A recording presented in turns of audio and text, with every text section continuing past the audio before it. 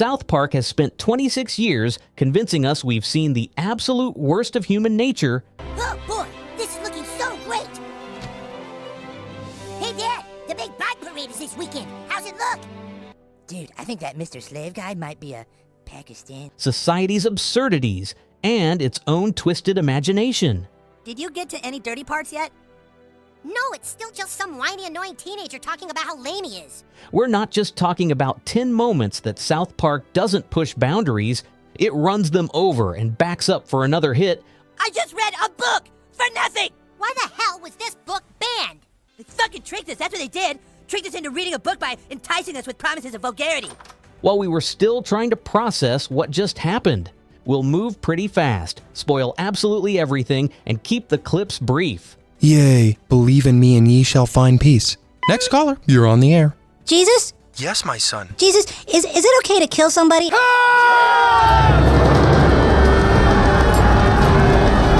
Now let's roll. Cartman's anti-Semitism is a cornerstone of his character, but in The Passion of the Jew, it evolves from playground insults into a full-blown fascist movement. Toten Sie die Juden! Wir können nichts den Beast anstehen! Okay, I'm ready. I'm ready to do thy bidding, Mel Gibson. After seeing Mel Gibson's The Passion of the Christ, Cartman is so energized that he dresses up in a Hitler-like uniform and starts a fan club. The truly terrifying part isn't just Cartman, it's how the townspeople eagerly join him. Yes, and then we can begin the cleansing, if you know what I mean. We sure do! Yeah! All right! They march through the streets, goose-stepping and chanting, Es ist Zeit für Rache. It is time for revenge, and wir müssen die Juden ausrotten. We must exterminate the Jews, all while believing they're speaking Aramaic from the film. The satire here cuts deeper than most South Park plots. March! Es ist Zeit für Rache! Wir müssen die Juden ausrotten! Es ist Zeit für Rache! Wir müssen die Juden ausrotten! What starts as one kid's psychotic obsession turns into a full-on mass movement showing how easily ignorance and charisma can ignite into mob violence. Fans watching at the time admitted it was one of the most unsettling depictions of hate speech they'd ever seen in a cartoon. The scariest part? It was played as a joke, but it didn't feel that far from reality. Randy Marsh's alcoholism has been the punchline of countless episodes, but Bloody Mary twisted it into one of the most grotesque sights South Park has ever delivered. I know exactly how you feel. I've got alcoholism. Oh my god. Wait a minute, Stan. Isn't that Josh Garrett up there? He's from South Park. Maybe he'll let us in line with him. In this episode, Randy is desperate for a miracle cure and ends up at a Virgin Mary statue. What happens next is as shocking as it is offensive. The statue begins bleeding, not from the hands or the side, but from the rear end. Hey, Josh Garrett, how you doing? Oh, hey, Randy. What happened to you? I've got a disease, alcoholism. It's pretty serious. The townspeople treat it like divine intervention, lining up to be blessed by the spray, while Randy bathes in it like it's holy water. The outrage was immediate. Catholic groups accused the show of outright blasphemy, and Comedy Central's complaint line lit up like a Christmas tree. Fans who caught the episode on first airing still talk about how uncomfortable it felt to even describe it out loud. What makes it so disturbing isn't just the visual gag itself, but the way the town embraces it without question. Watching Randy and the others cheer as something this grotesque unfolds turns the scene into a nightmare of blind faith and denial. It's one of those moments where you laugh, then immediately regret laughing, then laugh again because you can't believe what you just saw. South Park has never been shy about pushing the limits of good taste. Can you believe it, ladies? I'm one of you now. Wow, just look at all these tampons. Regular, heavy flow. Oh boy, I can't wait till I get my first period. But Mr. Garrison's fancy new vagina stands out as one of the most stomach-churning examples. The premise is simple enough.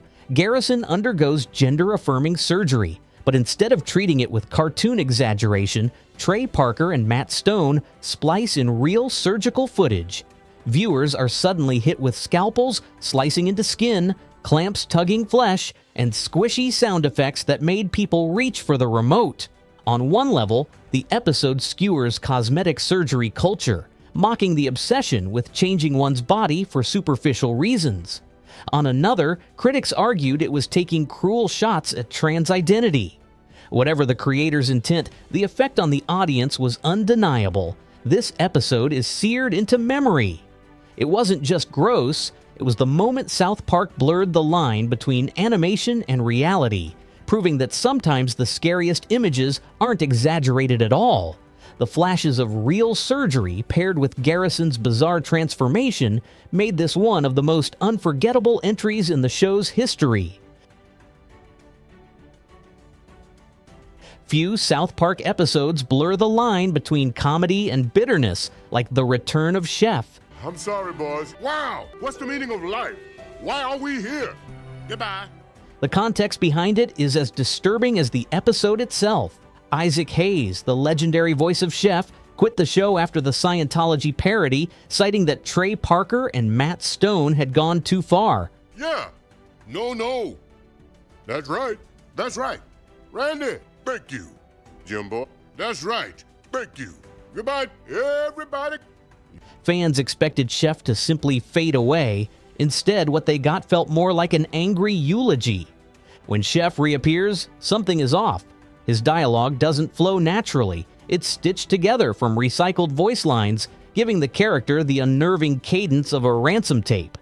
Soon the boys realize he isn't really himself anymore, as if his soul has been hijacked. And then comes the death scene. Chef is cornered on a bridge, falls, bursts into flames, gets impaled, and is ultimately ripped apart by wild animals. It's one of the most brutal deaths ever animated in the show, and it lands with the weight of real-world spite. The boys' reaction seals the unease. Standing over Chef's mangled body, they murmur, "He was our friend." For many fans, it felt like South Park wasn't just killing a character, but publicly burying Isaac Hayes. It's rare that an animated series lets you feel the raw tension between creators and actors, but this episode made it impossible to ignore. For years after, fans admitted to skipping rewatches of The Return of Chef because it wasn't funny. It was too sad, too uncomfortable, and too real. Cripple Fight is one of those South Park episodes where the joke is so absurd you can't stop laughing.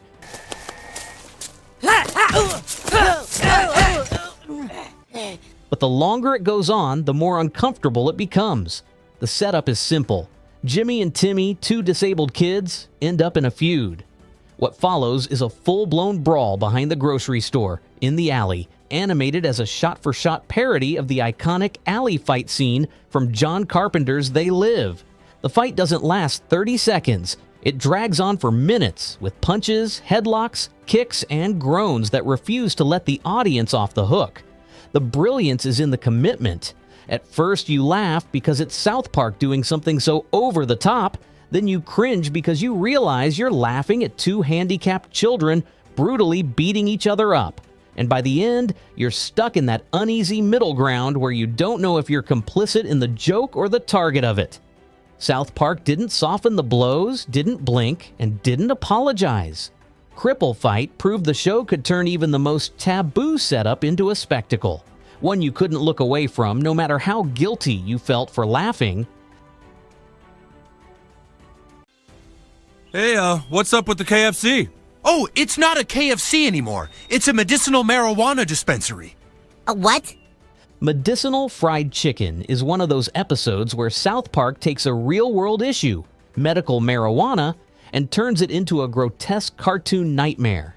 The setup is ridiculous. Randy finds out that if he gets cancer, he can qualify for medicinal weed. Instead of avoiding the obvious, he leans into it. He literally microwaves his own testicles until they swell up to the size of beach balls. The visuals are as unforgettable as they are disturbing. Oh, hey, could somebody... I gotta get home.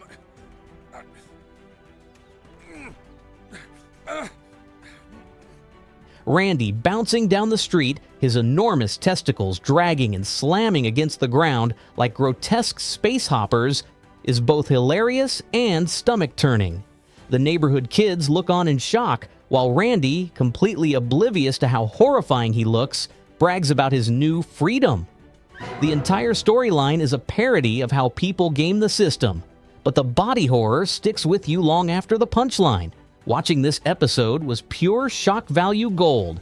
The idea that a dad would casually give himself cancer just to smoke legally wasn't just funny, it was disturbingly believable. All right, Butters, I think we almost got the Chinese to trust us. Now, as soon as they tell us their invasion plan, make a run for that door, okay? Okay. Few episodes of South Park hit as hard on global politics as the China problem. What starts as a storyline about the boys freaking out over the Beijing Olympics quickly spirals into one of the show's most infamous sequences. Randy Marsh, desperate to win favor with China, literally murders Winnie the Pooh. The image of a beloved children's character strangled to death in a grimy alley was so shocking it made headlines worldwide, but the episode doesn't stop there. Randy is arrested and thrown into a Chinese prison, where guards beat him mercilessly with batons. His desperate line, "I'm just trying to sell weed," lands somewhere between absurd and horrifying. The brutality isn't softened by cartoon logic. Instead, it's presented with a stark, grounded tone that left viewers squirming.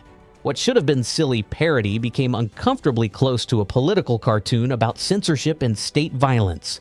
The timing of the episode amplified its impact. When it aired, the NBA was embroiled in controversy over its relationship with China, and fans in Hong Kong were protesting for democracy. Randy's bloodied face turned into an actual protest symbol, appearing on posters and memes around the world.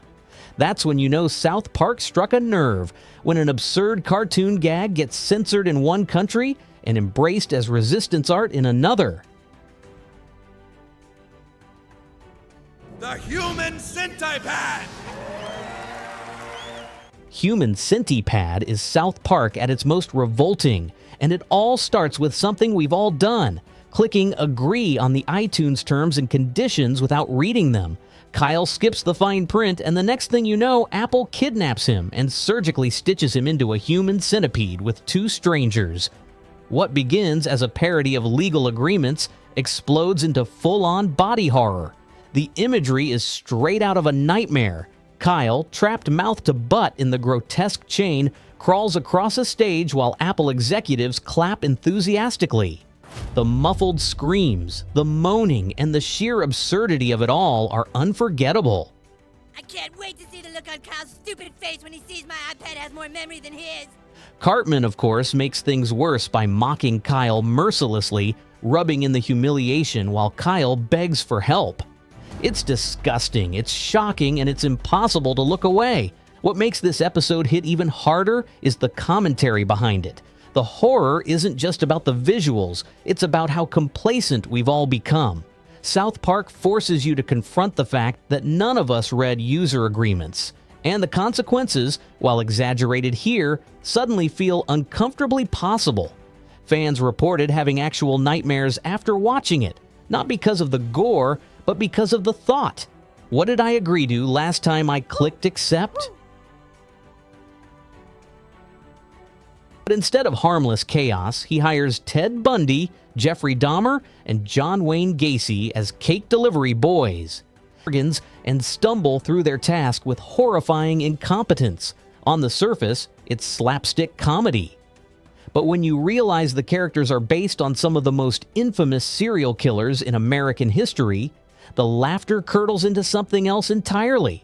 For fans watching in 2006, it was one of the most uncomfortable whiplashes the show had ever delivered. You laugh because the killers are animated clowns, then feel gross because you're laughing at men who committed atrocities. That's the exact tension Trey Parker and Matt Stone thrive on, forcing the audience to sit in a space where comedy and horror crash into each other. For many fans, this was the episode that proved South Park could cross lines no other cartoon would even approach, and still get away with it. So, 10 moments 26 years of shattered comfort, and countless fans still wondering if they're terrible people for laughing. Which one broke you the hardest? Drop your pick in the comments. And if we missed the one that still makes you check over your shoulder at night, talk about it below. Thanks for watching Sleep Terribly. And remember, if you think South Park can't get darker than this, just wait. They've been proving us wrong for decades. Speaking of dark, have you watched the 10 darkest South Park episodes that went too far? Click here to find out more.